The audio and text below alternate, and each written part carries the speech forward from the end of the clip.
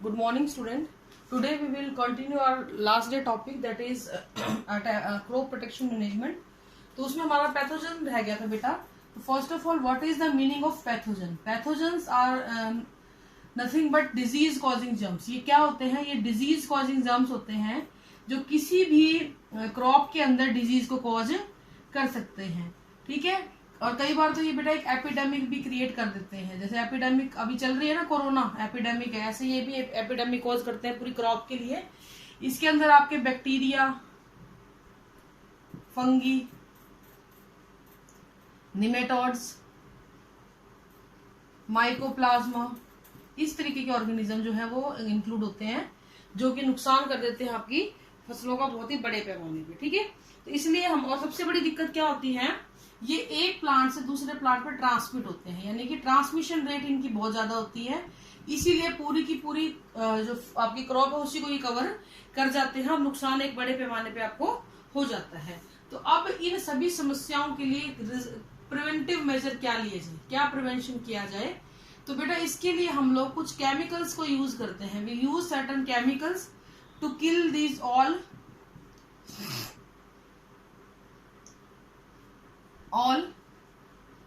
Biotic factor. जितने भी biotic organism थे, इन सभी को खत्म करने के लिए हम लोग कुछ केमिकल्स को यूज करते हैं, जिनको हम लोग बोल देते हैं बायोसाइड्स. ठीक है. और पेस्टिसाइड्स. नॉर्मली तो पेस्टिसाइड ही बोलते हैं लोकल में, जैसे नॉर्मली यही वर्ड यूज किया जाता है. इसमें कुछ स्पेसिफिक कैटेगरीज होती है. लाइक हर्बिसाइड को हम लोग यूज करते हैं टू किल द वीड. ठीक है. Herbicide to kill the weed. Fungicide to kill the fungus.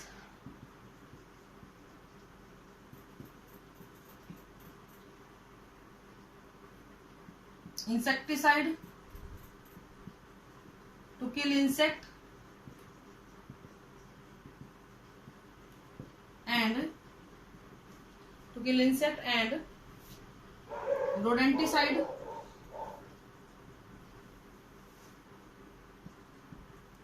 to kill rodents. तो इस तरीके से हम लोग इन केमिकल्स को यूज करते हैं अलग अलग स्पेसिफिक जोन के हिसाब से, अलग अलग जरूरतों के हिसाब से. लेकिन इन सब के साथ एक दिक्कत रहती है बेटा, because they are highly contagious होते हैं. ये इनका कंटेमिनेशन जो होता है, हाईली कंटेमिनेटेड होते हैं.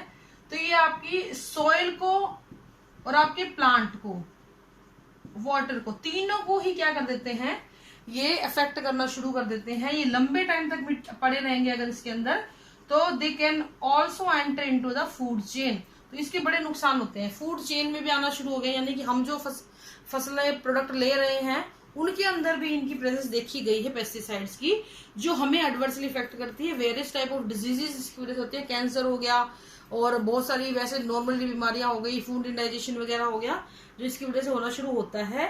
तो उस केस के अंदर क्या करें, इसका एक ऑल्टरनेट हम पहले भी बता चुके हैं आपको, we should go for biopesticide. ठीक है. इसके अलावा एक और चीज है, that is IPM, that is integrated pest management. इस प्रोसेस के दौरान क्या होता है बेटा, हम लोग कुछ ऐसे स्पेसिफिक जीनस, जैसे कि न्यूक्लियो पॉलीहेड्रल वायरस है,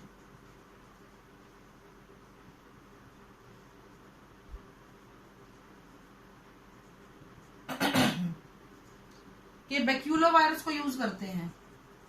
ये जीनस का नाम है बैक्यूलो वायरस.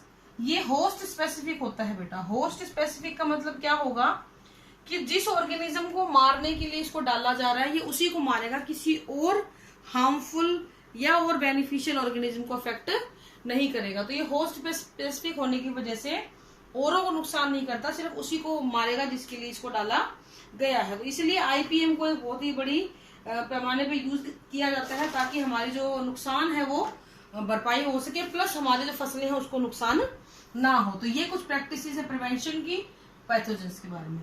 अब हम बात करेंगे बेटा कि अब प्रोटेक्शन, एक तो हुआ जब खड़ी फसल होती है, खेत के अंदर भी फसलें खड़ी हैं उनको बचाना है. अब एक कंडीशन वो भी आती है कि आपने, क्योंकि अब ये है कि गेहूं अब कट रहा है, इसको ये थोड़ी अब अगले 2 महीने में उसको खत्म कर देंगे, राउंड द ईयर आपको उसकी जरूरत है. तो जब आप स्टोरेज ऑफ ग्रेन करते हैं जब स्टोरेज किया जाता है उस दौरान भी लॉस हो जाता है, जिसको हम बोलते हैं पोस्ट हार्वेस्टिंग लॉस। ठीक है, post harvesting loss.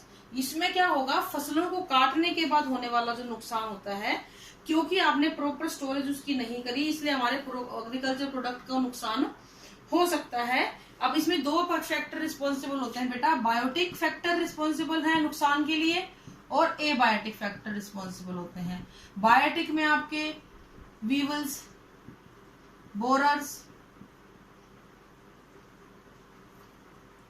Sorry rat, bird, rodents,